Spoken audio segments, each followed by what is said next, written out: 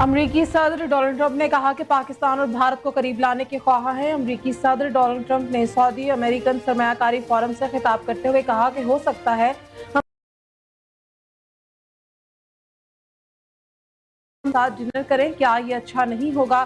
امید ہے دونوں ملک سیز فائر پر قائم رہیں گے۔ بھارت اور پاکستان کے درمیان جنگ بندی کا ایک تاریخی معاہدہ کیا۔ دونوں ملکوں کی لڑائی میں لاکھوں لوگ مارے جا سکتے تھے۔ امید، خواہش اور خواب ہے کہ سعودی عرب جلد اسرائیل سے تعلقات بحال کرے۔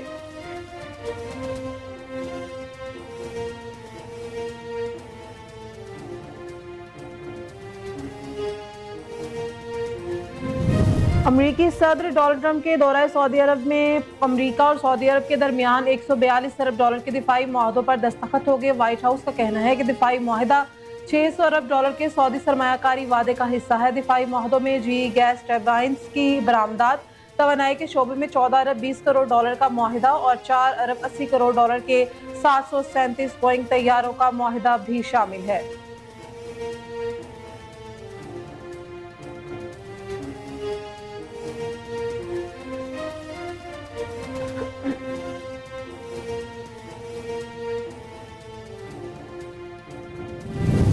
پاکستان نے غزہ میں مستقل اور غیر مشروط جنگ بندی کا مطالبہ کر دیا۔ اقوام متحدہ میں پاکستان کے مستقل مندوب عاصم افتخار نے اقوام متحدہ کے سلامتی کونسل اجلاس میں خطاب کرتے ہوئے کہا کہ غزہ سے فلسطینیوں کی بے دخلی منظور نہیں، غزہ کے محاصرے کو فوری ختم کیا جائے۔ غزہ میں بھوک کو بطور ہتھیار استعمال کیا گیا۔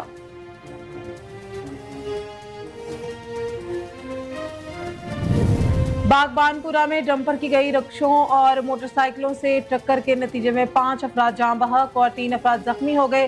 ریسکیو حکام کے مطابق افسوسناک واقعہ لاہور کے علاقے باغبان پورہ کے جی ٹی روڈ پر پیش آیا، جس میں ڈمپر نے 3 رکشوں اور 2 موٹر سائیکلوں کو ٹکر مار دی۔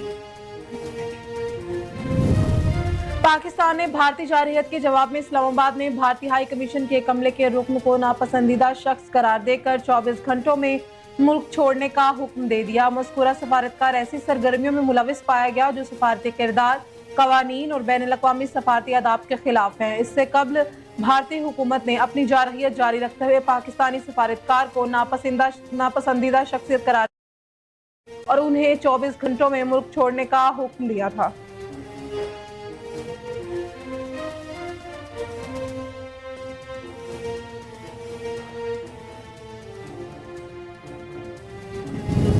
ترجمان بھارتی وزارت خارجہ نے کہا ہے کہ جموں کشمیر دو طرفہ معاملات ہے اور بھارت کی جموں کشمیر پالیسی میں کوئی تبدیلی نہیں آئی، جبکہ سنتاس بھی معاہدہ معطل رہے گا۔ بھارتی وزارت خارجہ میں نیوز بریفنگ کے دوران رندھیر جیسوال نے بتایا کہ پاکستان نے 10 مئی کو 2 مرتبہ بھارت سے ٹیلی فونک رابطہ کیا۔ 7 مئی کے حملے کے بعد 10 مئی کی فوجی کارروائی اور جنگ بندی معاہدے پر پہنچنے تک امریکی حکام سے تجارت پر کوئی بات نہیں ہوئی ہے۔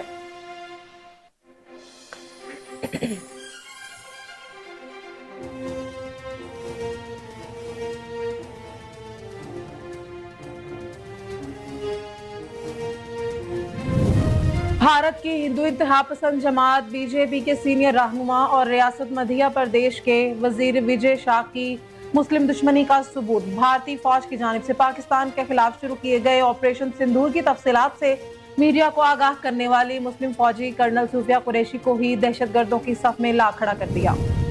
آئندہ مالی سال کے بجٹ پر مشاورت کے لیے پاکستان اور بین الاقوامی مالیاتی فنڈ کے درمیان ورچوئل مذاکرات کا آغاز آج سے ہوگا، جو 16 مئی تک جاری رہیں گے۔ ذرائع کے مطابق حکومت IMF کے ساتھ نئے مالی سال کے بجٹ پر مشاورت کرے گی۔ بجٹ 2025 تا 26 کے اہداف کا باہمی مشاورت سے تعین کیا جائے گا۔ وزیر اطلاعات پنجاب اعظم بخاری نے کہا کہ بھارت کے خلاف آپریشن نواز شریف کی زیر نگرانی بنا آپریشن سندور تندور بن چکا ہے۔ مودی سرکار کے پاس اب کوئی جواب باقی نہیں رہا۔ 10 مئی کو بھی نواز شریف نے وزیر اعظم کے ساتھ مل کر ملک کو بچانے میں تاریخی کردار ادا کیا۔